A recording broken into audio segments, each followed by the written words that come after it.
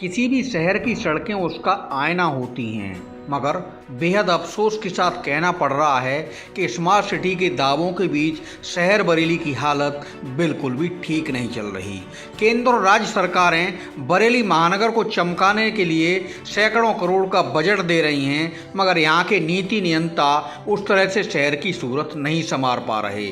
सड़कें बनने से पहले टूट रही हैं, रोड लाइटें लगते लगते खराब हो रही हैं और चौराहों पर लगी लाल हरी पीली बत्ती ट्रैफिक मैनेजमेंट का काम बखूबी संभाल नहीं पा रही।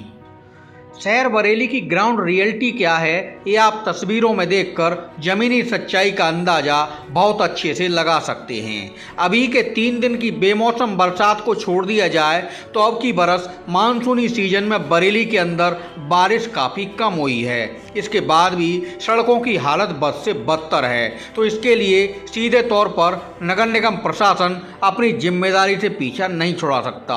शहर में सड़कों के चौड़ीकरण के नाम पर जो कुछ हो रहा है वह भी किसी से छिपा नहीं है।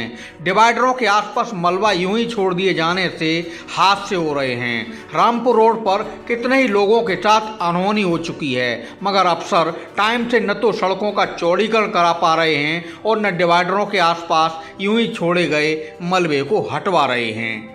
अभी 3 दिन की बारिश ने शहर बरेली का हाल और बुरा कर दिया है। जो सड़कें थोड़ी बहुत ठीक भी थीं वे भी तबाह हो गई हैं। रिक्शा खींचकर किसी तरह परिवार के लिए 2 वक्त की रोटी जुटाने वाले गरीब अर्जुन की जिस तरह से अब्दुल कलाम रोड पर एक दिन पहले मौत हुई, उससे पूरा शहर कांप उठा है। बेचारा अर्जुन रिक्शे पर लोहा लाद कर जा रहा था। सड़क पर पानी भरा होने की वजह से वह जानलेवा गड्ढे की गहराई नहीं माप सका और रिक्शा पलट गया। भारी लोहे के नीचे दबकर गरीब की जान चली गई।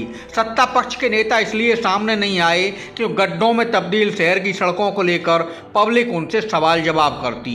समाजवादी पार्टी के कुछ नेता मैदान में आए भी तो उन्हें गड्ढों की चिंता नहीं थी, बल्कि नेता लोग रिक्शे में क्षमता से अधिक माल भिजवाने वाले दुकानदार की पैरवी में वहां पहुंचे थे और गरीब की मौत का मसला यूं ही ले देकर निपटाने में जुटे थे।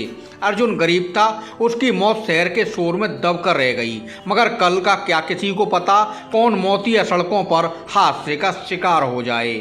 मुख्यमंत्री योगी आदित्यनाथ ने अफसरों को बारिश में टूटी सड़कें जल्द दुरुस्त करने के आदेश दिए हैं, मगर बरेली में ऐसा कुछ होता अभी तक तो नहीं दिख रहा। सड़कों का सत्यानाश होने से लोगों के जहन से स्मार्ट सिटी में रहने की टसन बिल्कुल भी बाकी नहीं दिख रही।